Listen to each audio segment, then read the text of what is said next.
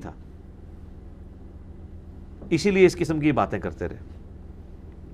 وَلَا تَجْعَلُوا اللَّهَ عُرْضَةً لِأَيْمَانِكُمْ، اور مت بناؤ اللہ کے نام کو قسم کے ذریعے رکاوٹ اپنے میں.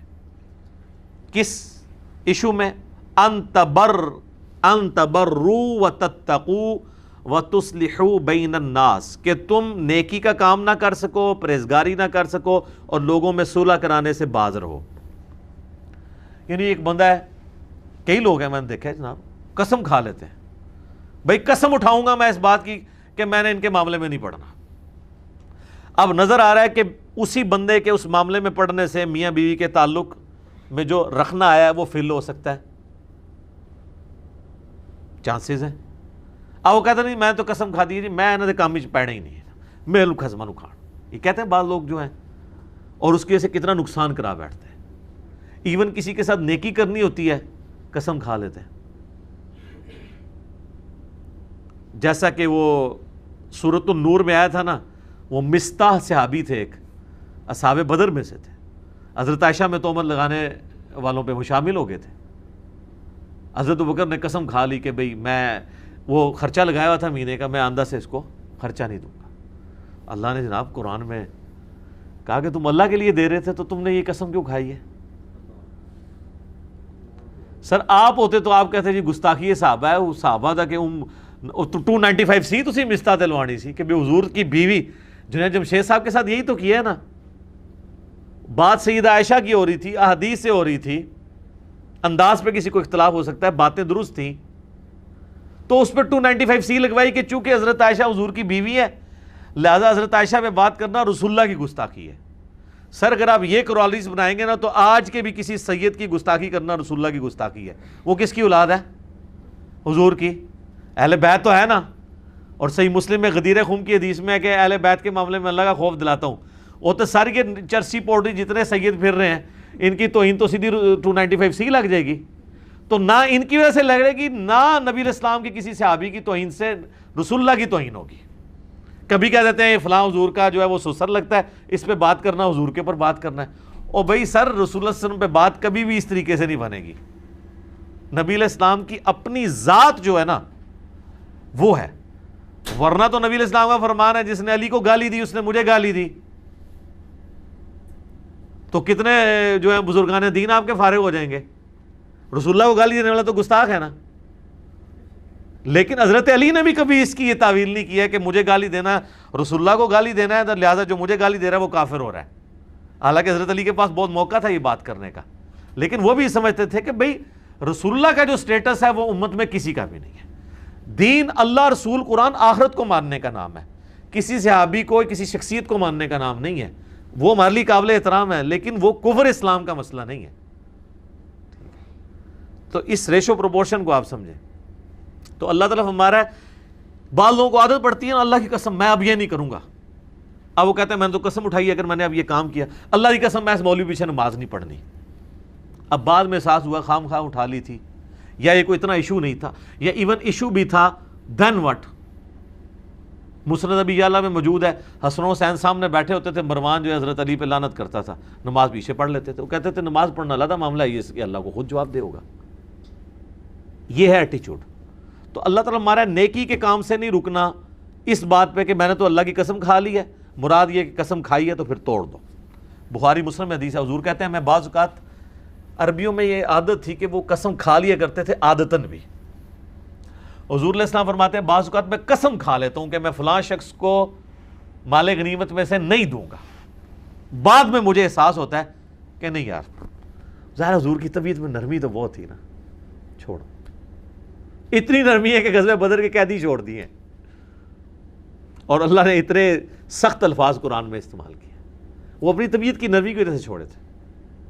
پھر حضور کہتے ہیں کہ میں پھر بعد میں سوچتا ہوں کہ اس کے مخالف کام کرنے میں بہتری ہے تو میں اپنی قسم توڑ کے اس کا کفارہ ادا کر دیتا ہوں اور وہ میں کام کر لیتا ہوں. یہ بخاری مسلم دونوں میں حدیث ہے. تو اگر کسی نے قسم کھا لی ہے کہ میں نے کسی کے ساتھ نیکی نہیں کرنی ہے تو اب وہ قسم توڑے، کفارہ ادا کرے. کفارہ سورۃ المائدہ کی آیت نمبر 89 میں آیا ہے قسم کا کفارہ کہ ایک غلام کو آزاد کرے. غلام نہیں ہے تو 10 مسکینوں کو وہ کھانا کھلا دے یا 10 مسکینوں کو کپڑے لے کے دے دے.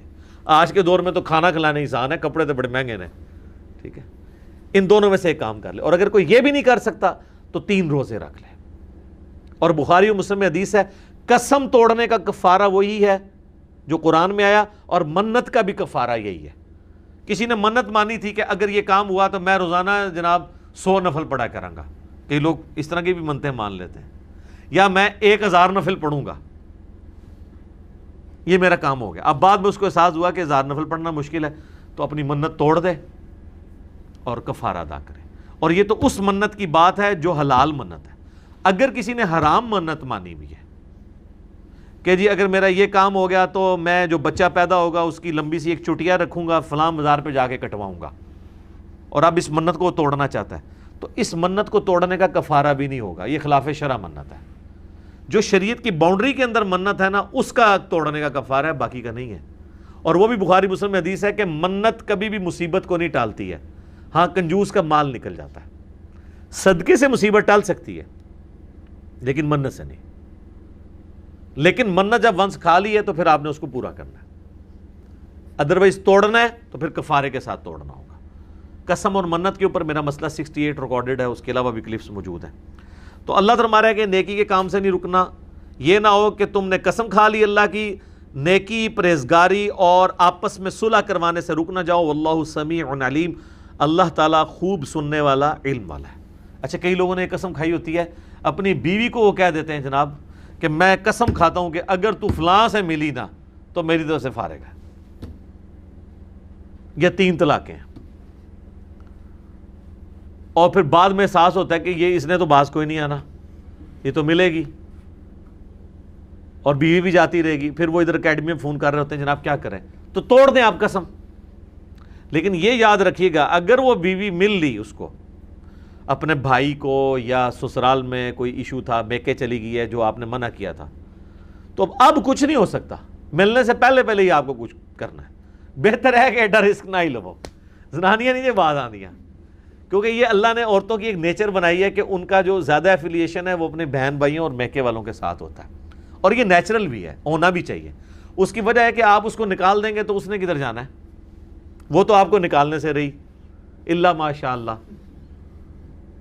تو اس لیے اس نے اپنا تعلق تو پیچھے رکھا ہوتا ہے.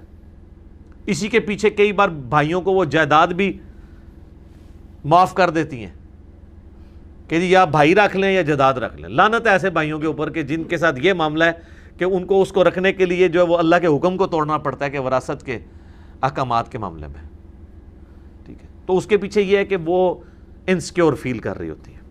تو اللہ تعالیٰ ہمارا کوئی بھی کام نیکی سے اللہ کو بیچ میں نہیں ڈالنا. قسم ڈال دی ہے, توڑو. لا یؤاخذکم اللہ باللغو فی ایمانکم, اللہ تعالیٰ تمہاری لو قسموں کے اوپر کبھی تمہاری پکڑ نہیں کرے گا. یہ لو قسمیں کون سی ہیں, یہ سورۃ المائدہ میں بھی جائے گا ذکر, اس کا آئے گا. عربیوں کی عادت تھی کہ وہ ہر معاملے میں کہتے ہیں واللہ, ابھی بھی آپ دیکھیں واللہ تاللہ ان کا تقیہ کلام ہے. یہ لو قسم کہلاتی ہے. اس قسم کا کفارہ نہیں ہوتا, نہ یہ قسم شمار ہوتی ہے, نہ سننے والا یہ لے رہا ہوتا ہے کہ یہ قسم اٹھا کے کہہ رہا ہے. سننے والے کو یہ کہتا نا بھئی اللہ کی قسم میں نہیں انہوں ملنا. اب یہ ایک عام فی البدی کہہ دینے میں, اور یہ کہنا کہ میں اللہ کی قسم اٹھاتا ہوں, میں اپنے اوپر قسم ڈالتا ہوں کہ فلاں کو نہیں ملوں گا, یہ تو ہوگی پکی قسم. اور ایک بول چال میں ویسے قسمیں کچھ نہیں ہوتا. اور قسم بھی یاد رکھیے مستقبل سے ریلیٹڈ ہے, ماضی سے ریلیٹڈ قسم کا کفارہ نہیں ہوتا, وہ قسم نہیں ہوتی, وہ جھوٹ ہوتا ہے. مثلا میں کہتا ہوں کہ جی ایک بندے نے فلاں بندے سے ملاقات کی ہے, اور وہ اس کے سامنے سٹیٹمنٹ دیتا ہے اللہ کی قسم میں اس سے نہیں ملا, تو ایک پاسٹ ٹینس کی بات ہے. اگر وہ ملا بھی ہوا ہے نا تو قسم کا کفارہ نہیں دے گا, کیونکہ اس نے مستقبل کے لیے کوئی بات نہیں کی ہے. ماضی کی ایک بات پہ جھوٹ بولا ہے, گناہ کبیرہ, لعنت کا مستحق ہوا ہے, توبہ کرے گا. لیکن اگر وہ کہتا ہے اللہ کی قسم میں فلاں سے نہیں ملوں گا, میں قسم کھاتا ہوں, اور قسم زبان سے کھانی ہوتی ہے, دل میں سوچنے سے قسم نہیں ہوتی ہے, یہ ذہن میں رکھیے گا. نہیں ملوں گا مستقبل کی بات, اب وہ ملتا ہے یا ملنا چاہتا ہے, دونوں صورتوں میں وہ قسم کو توڑے گا. ظاہر ہے مل بیٹھا تو قسم ٹوٹ گئی, آٹومیٹکلی کفارہ دے گا. اور اگر ملنا چاہتا ہے اس سے پہلے قسم توڑنا چاہتا ہے تب بھی توڑ لے، کفارہ ادا کرے۔ یہ زیادہ ایشو آتا ہے طلاق کے ایشوز میں، جب کسی کو دھمکی لگائی ہوتی ہے میں فلاں کو ملا تو میری بیوی کو 3 طلاق، یا بیوی کو کہہ دیا کہ تو جا کے اپنے بھائی سے ملی تو تجھے 3 طلاق۔ اب یہ وہ معاملے ہیں جو آپ کو پہلے ہی توڑنے ہوں گے، بعد میں تو تہاڈے ہاتھ کچھ بھی نہیں رہنا، ٹھیک ہے، وہ طلاق ہی ہو جانی ہے، بعد میں آپ جتنے مرضی کفارے دے، بیوی گئی، کفارے تو بعد میں بنیں گے نہیں۔ تو اللہ تعالیٰ لغو قسمیں جو ویسے بولنے میں کہہ دیتے ہو نا، اس میں پکڑ نہیں کرے گا، لیکن یہ بھی اس صورت میں ہے جب آپ جھوٹ نہ بول رہے ہو۔ ایک بندہ جو ہے وہ خریداری کے اندر، کئی لوگ ہیں وہ مطلب قسم اٹھا کے جھوٹ بول کے کہتے ہیں جناب کہ اللہ کی قسم میرا تو اتنے کا مال آیا تھا، اس میں تو نبی اسلام کی بخاری مسلم میں حدیث ہے، آپ نے تو سچی قسم اٹھانے پہ بھی کہا ہے کہ اگر کوئی سچی قسم اٹھا کے بھی کاروبار کرتا ہے نا تو اس کا مال تو بک جائے گا، برکت اٹھ جائے گی، تو جھوٹی تو بڑی دور کی بات ہے۔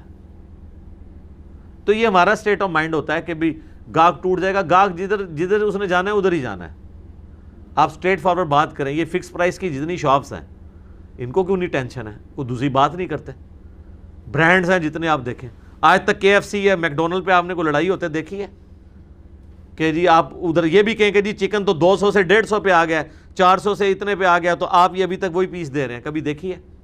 تو ان کا کاروبار بند ہو گیا؟ ایسا نہیں۔ حالانکہ پاکستان میں جو چکن لے رہے ہوتے ہیں عموماً ظاہر ہے کہ یہاں پہ تو ریٹ کم ہونے سے فرق پڑتا ہے نا، کوئی امپورٹڈ چکن تو نہیں ہوتا، آلو چلے انہوں نے امپورٹ کیے ہوتے ہیں باہر سے، وہ مہنگے والے ہوتے ہیں، لیکن چکن تو یہیں سے وہ خرید رہے ہوتے ہیں نا، تو فرق تو پڑنا چاہیے، تو ان سے کوئی بحث نہیں کرتا۔ یہ تو اب کرونا کی برکات ہے کہ ان کے ریٹس تھوڑے نیچے آ گئے ہیں، کیونکہ وہ تو بالکل ہی رہ گئے ہیں نا، ادروائز تو ان کے ساتھ کوئی بحث بھی نہیں کرتا تھا، تو ان کو قسم اٹھانے کی ضرورت ہی نہیں پڑتی، بالکل اسٹریٹ فارورڈ بات کر رہے ہوتے ہیں۔ وَلَٰكِن يُؤَاخِذُكُم بِمَا كَسَبَتْ قُلُوبُكُم، بلکہ اللہ تعالیٰ ان قسموں پہ گرفت فرمائے گا جو تم نے پختہ ارادے کے ساتھ، دل کے ارادے کے ساتھ کھائی ہوں گی۔ اس کو میں پہلے ہی بریف کر چکا ہوں، ایک ہے فی البدی بولنا اور ایک ہے کہ میں قسم کھاتا ہوں۔